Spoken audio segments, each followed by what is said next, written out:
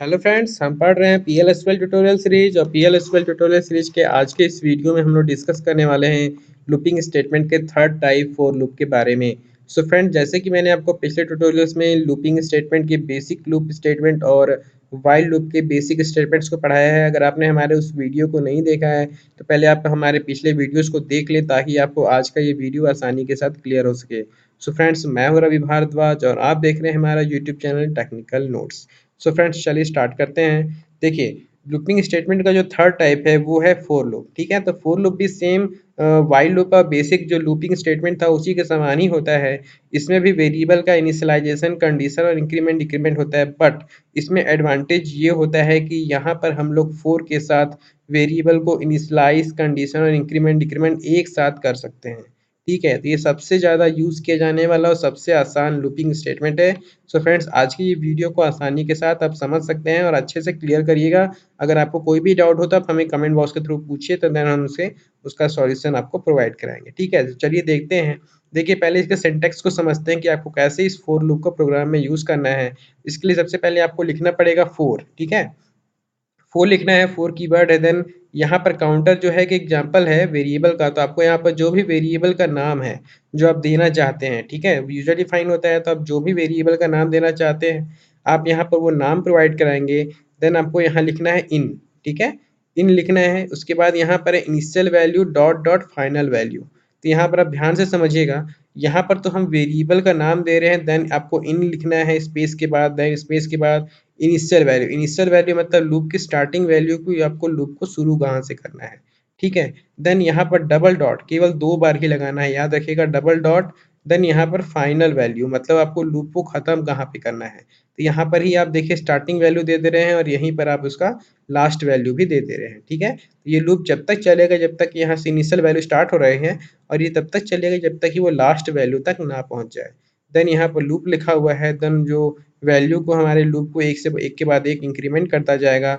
Then वहाँ पे यहाँ इसके बीच में देखिए ये जो लूप फोर लूप है, यहाँ इंड लूप के थ्रू बंद हो जाएगा। बट इसके बीच में ये जो स्टेटमेंट है वही स्टेटमेंट है जो आप कंटिन्यूअसली रिपीट करना चाहते हैं। तो यहाँ जो आप स्टेटमेंट लिखेंगे, ये स्टेटमेंट कंटिन्यूअसली तब तक रिपीट करता रहेगा जब तक कि अपने लास्ट पोजीशन तक ना पहुँच जाए। ठीक है, तो ये एक बेसिक सिंटैक्स है कि कैसे आप इस फोर लूप को प्रोग्राम में यूज कर सकते हैं। चलिए एग्जाम्पल के थ्रू समझते हैं। देखिए, सबसे पहले यहाँ पर डिक्लेयर ब्लॉक स्टार्ट हुआ जहाँ पर हम ए नाम से एक वेरिएबल डिक्लेयर कर रहे हैं, बट इसकी कुछ इनिशियल वैल्यू नहीं दे रहे हैं। इसलिए नहीं दे रहे हैं क्योंकि जब आप फोर लूप यूज़ करते हैं तो वहीं पर आप लूप की इनिशियल वैल्यू और लास्ट वैल्यू दे देते हैं, तो आपको स्टार्टिंग में इसकी इनिशियल वैल्यू देने की ज़रूरत नहीं पड़ती है।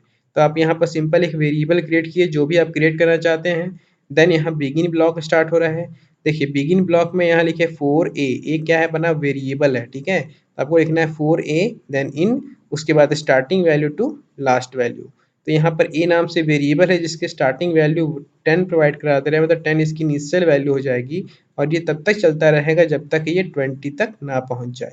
देन यहाँ लूप स्टार्ट हुआ और यहाँ पर देखिए जो फोर लूप है वो प्रिंट कर दे रहे हैं, इसके थ्रू एक स्टेटमेंट प्रिंट कर रहे हैं कि D B M S underscore output dot put line value of A. ये तो मैसेज है जो कि प्रिंट होगा और यहाँ पर ए की वैल्यू प्रिंट होगी। तो ए की स्टार्टिंग वैल्यू क्या है, 10। ठीक है, 10। तो जैसे एक बार लूप वापस जाएगा तो लूप की वैल्यू ऑटोमेटिक इंक्रीमेंट हो जाकर होके तो 11 हो जाएगी। तो यहाँ पर प्रिंट होगा 11, देन वापस से गई तो 12, 13, 14, 15, 16, तो वैसे ही लास्ट 20 तक प्रिंट होगा। ठीक है, क्योंकि लास्ट वैल्यू क्या है, 20, तो 20 तक प्रिंट होगा। जैसे ही इसकी वैल्यू 21 होगी तो कंडीशन हमारा फॉल्स हो जाएगा, तो वो लूप से सीधा बाहर चला जाएगा।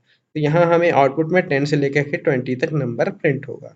ठीक है, तो चलिए देखते हैं इस प्रोग्राम को एग्जाम्पल के थ्रू। हम लोग इसको पहले रन करके देख लेते हैं कि ये कैसे काम करता है। तो इसको आप सिंपली यहाँ से कॉपी कर लिए।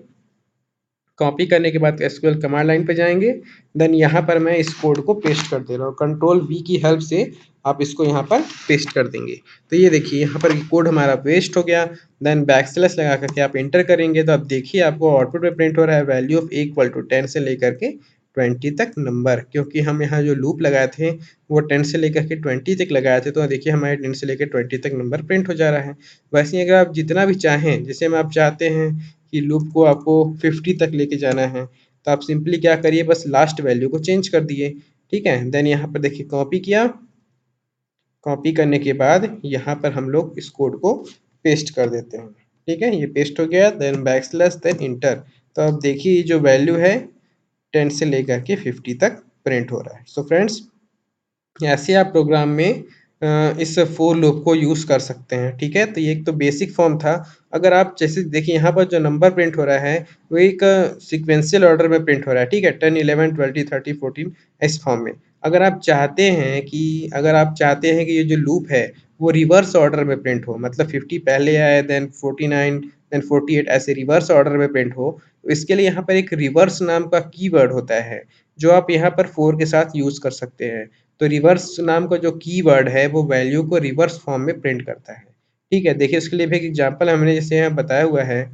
यहाँ पर देखिए सेम वही प्रोग्राम है, बस आपको करना क्या है, इन के बाद यहाँ जो रिवर्स है, ठीक है, रिवर्स कीवर्ड को ऐड कर देना है। ठीक है, बाकी सारा प्रोग्राम सेम हो जाएगा। तो ये जो रिवर्स कीवर्ड है इस लूप को रिवर्स फॉर्म में, मतलब समझ लीजिए आपका इनिशियल वैल्यू हो जाएगा 20 और ये चलेगा कब तक, जब तक कि वो 10 ना पहुंच जाए, मतलब रिवर्स फॉर्म में काम करेगा। ठीक है, देखिए जैसे कि इस कोड को मैं यहाँ से कॉपी कर ले रहा हूँ और कॉपी करने के बाद वापस से एसक्यूएल कमांड लाइन में यहाँ पे मैं इसको पेस्ट कर देता हूँ। ठीक है, देन बैकस्लैश देन इंटर।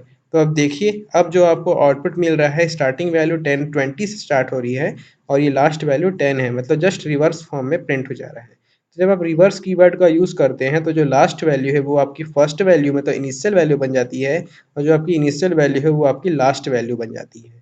ठीक है, सो फ्रेंड इस फॉर्म में ये जो अपना आउटपुट है वो प्रिंट होता है, तो with the help of reverse keyword. So friends, जैसे अपने को प्रोग्राम में ज़रूरत होती है वैसे हम लोग यहाँ पर इसका यूज़ करते हैं।